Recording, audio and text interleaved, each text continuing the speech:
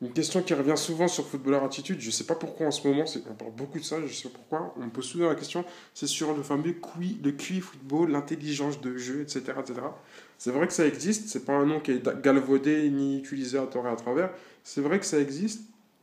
Il y a le dénominateur commun de tous ceux qui me posent cette question en privé, c'est vraiment ils ont commencé le foot un peu tard quand même, c'est-à-dire 11 ans, 12 ans, 13 ans. Et ceux qui ont commencé le foot à 6, 7, 8 ans ne me posent jamais cette question. Après, c'est pas du tout un jugement de valeur ce que je suis en train de dire. Il n'y a pas de sous-métier au football. J'ai toujours dit, il n'y a pas de sous-style au football. Il se peut que d'un autre côté, vous soyez beaucoup plus performant sur un autre style de jeu.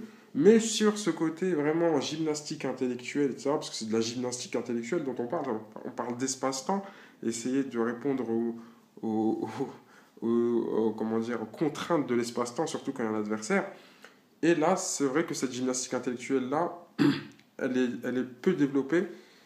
Après, je suis pas là pour vous mentir, donc après, vous avez deux comportements face à cette situation. Soit en mode fataliste, ouais, c'est vrai, il fallait que je commence le foot plus tôt, non, non, c'est irrattrapable, irrécupérable. Ou il y a la deuxième école, c'est on va quand même bosser, et même en bossant, on va même dépasser ceux qui ont déjà des facilités.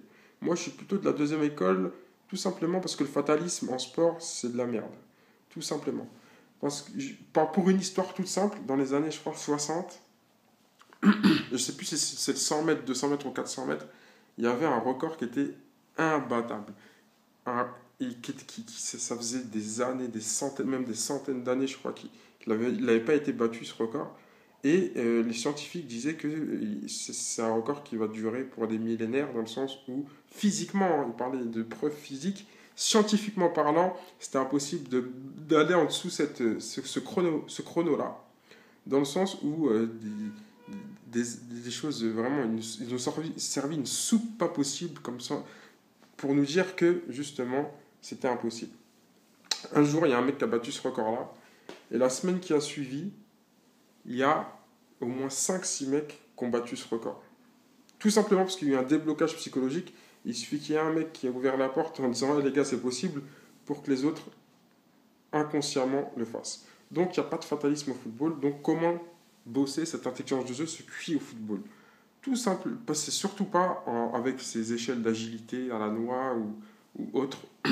Moi personnellement, ma vision, c'est que l'entraînement individuel prend le dessus sur tous les entraînements collectifs, sauf dans un seul cas.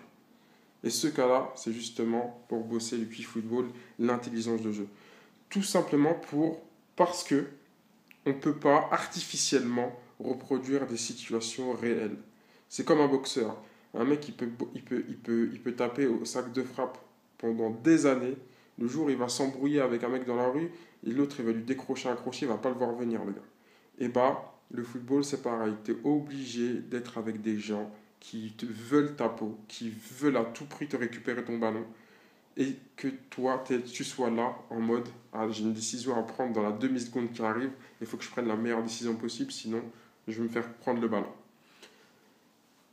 Dans des situations avec des plots, des échelles d'agilité, etc., je dis pas que ça sert, mais en tout cas, ça sert peut-être pour la technique, mais pas pour l'intelligence de jeu. Il y a une différence entre l'intelligence de jeu et la technique.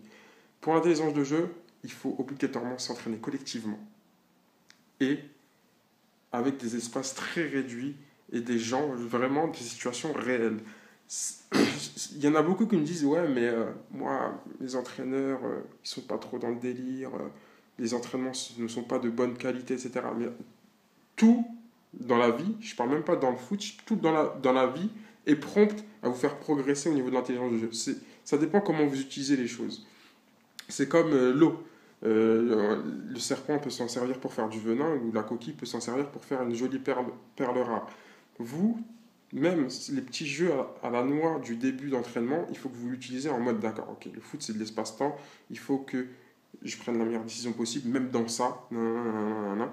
Et dans tout ce que vous allez faire dans le football, même si les entraînements ne sont pas de bonne qualité, vous restez dans cette mentalité-là. Après, si vous voulez passer un palier supérieur, vous inscrivez au foot en salle. Le foot en salle, c'est très bien pour travailler cette intelligence de jeu et la tactique, la technique un peu moins, et minimum niveau régional. Ligue 2 régionale de foot en salle, sinon c'est pas assez difficile. Donc, moi, je profite de cette vidéo pour vous dire qu'aujourd'hui, on va investir sur vous. On va ouvrir la Team Pro Footballeur Attitude, où des investisseurs seront prêts à investir 10 à 15 000 euros par an sur vous en toutes sortes de prestations. Masseur à domicile, préparateur physique, préparateur technique.